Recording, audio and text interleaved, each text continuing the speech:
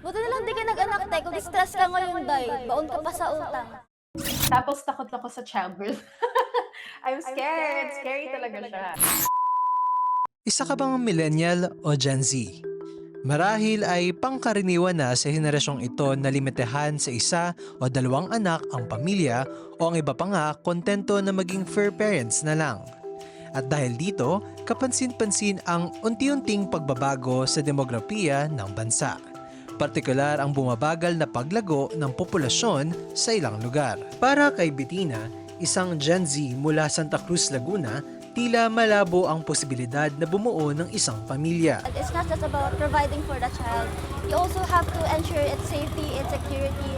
It's not just the responsibility that scares me. It's also the society po. There's a saying po kasi na it takes a village to raise a children. Aniya, kinakatakot niya ang posibleng mangyari sa kanyang magiging anak bunsod ng sunod-sunod na karahasan sa loob ng eskwelahan. Just because you can have a child doesn't mean you should. Kaya ang hanap ni Bettina, isang nobyo na maiintindihan ang kanyang desisyon. If they really want to make children or have children, I would let them go. I would let them free. Kasi, yun nga po, it's a personal choice for me. It's really non-negotiable. Hindi rin umano sang-ayon ng kanyang magulang sa kanyang plano dahil bunso siya sa tatlong magkakapatid. They keep on saying that they want to have grandchildren from me. And ako po, ayoko po talaga. They think of having children as a milestone. It's like, you have to study, then you're gonna get married, you're gonna have children. Kaya mensahe ni Bettina sa mga Gen Z, And for those na hindi po mag-aanak, I hope you know na you're not alone in this decision. You don't have to feel bad for having this decision. And ayun, if they don't understand that, then let them be. Kahit ano naman gawin natin, kahit anong decision gawin natin, they would still say something about your life. And just let them do what you want to do for yourself. ayon sa datos ng Philippine Statistics Authority, mula sa 1.9 noong 2024, naging 1.7 na lang ang total fertility rate ng bansa noong 2025. Pero ano nga ba ang ibig sabihin nito? So, ang total fertility rate ay ito yung on average na bilang ng mga magiging anak ng mga kababaihan na of reproductive age sa kanilang life of productivity. Ayon sa Commission on Population and Development, mula sa halos 6 na anak bawat pamilya noong 1960s to 1970s, bumaba na ito sa 2 sa kasalukuyan. Para mas madaling maintindihan, let's follow this analogy ni Undersecretary Lisa Grace Bersales. Kung mag-imbita ka ng 10 nanay noong 1960s, ibig sabihin mayroong humigit kumulang 60 anak ang kailangang pakainin sa birthday party. Sa parehong okasyon sa kasalukuyan, halos 17 anak na lang ang madadala ng 10 nanay. 60 versus 17. Ganun kalaki ang epekto ng bumababang fertility rate sa bansa. Dahil sa 1.7 na lang ang fertility rate sa Pilipinas, ibig sabihin mas mababa na ito sa replacement fertility na 2.1. Ang replacement fertility naman ay ang tawag natin sa bilang ng mga anak ng ating mga reproductive na mga kababaihan kung gusto natin na yung nanay at tatay ay ma-replace ng mga anak. Pero dapat nga ba tayo mabahala ngayong mas mababa na sa replacement rate ang fertility rate? Hindi tayo dapat concerned. In fact, isipin natin na oportunidad dito. Ibig sabihin, yung resources ng ating bansa ay mas makatutok sa ating mga kabataan na mas konti na. Sa isang panayam ng Newswatch Plus kay Bella, isang content creator at partner niyang si Ludwig na isang negosyante, bagamat hindi issue ang financial capacity na magkaanak, hindi ito hadlang sa kanilang desisyon na huwag bumuo ng pamilya.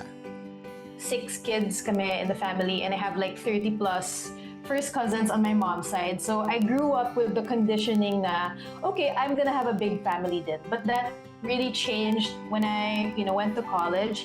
And then I graduated and I started working for my own money na nakita ko kung gaano kahirap pala kumita ng pera just for my own needs. Dagdag pa niya, may impluwensya rin ang pagnenegosyo sa kanilang desisyon. When you have a business and a very time-consuming career, it consumes your every waking moment. Kasi. So you're like, if you, at least personally, I was thinking, if I cannot dedicate 100% of my emotional, my emotions, my mental health, my physical presence to a child, baka I'm not gonna be able to give them the best upbringing that they deserve. Para naman kay Ludwig na nagsimula sa estado na lower middle income household, mahirap ang magkaanak ng walang kasiguraduhan sa mga bagay-bagay.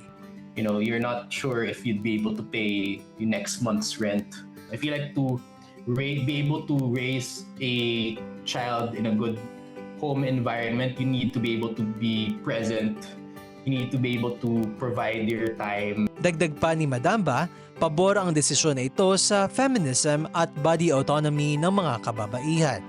It's empowering in the sense that, you know, we live in an amazing time where women have so many opportunities available to us. It can be uncomfortable for some people, like they don't know what to say when we tell them that we're not having kids. Pero that discomfort is medyo part of it. Ipinunto naman ni Undersecretary ang ibang mga sanhi ng pagtaas o pagbaba ng populasyon. Pero meron pang isa, ang tinatawag nating mortality rate, yung mga namamatay.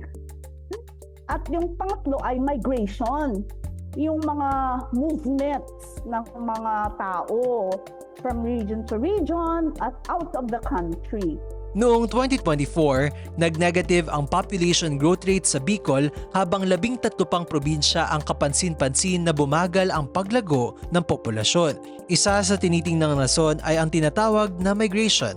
At ilan sa mga popular na destinasyon sa migration ay ang Calabarzon, Metro Manila at Central Luzon na bagaman mababa ang fertility rate ng mga kababaihan ay patuloy namang tumataas ang bilang ng populasyon. Pero bakit mas marami ang populasyon nila compared to other regions?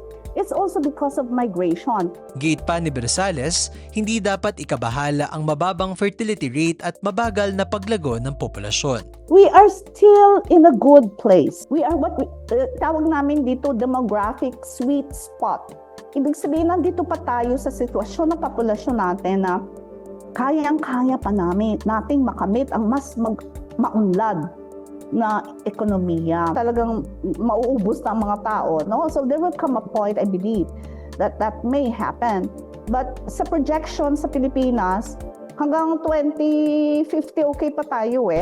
Para naman sa veteranong ekonomista at isa sa mga tumulong na bumuo ng 1987 Philippine Constitution na si Bernardo Villegas, positibo ang population distribution. Right now, the inner core of Manila is being depopulated, and the population of Manila is moving towards Calabarzon, the Visayas. Iloilo is right now the most attractive city. People no longer want to go to Cebu because Cebu is as congested as Manila. And not to mention Mindanao. There's so much land in Mindanao. So Cagayan de Oro and Davao will be in the future growing faster population-wise than Metro Manila. Ani Villegas, hindi rin problema ang bumabagal na populasyon ng bansa dahil malaking parte nito ay nasa working class.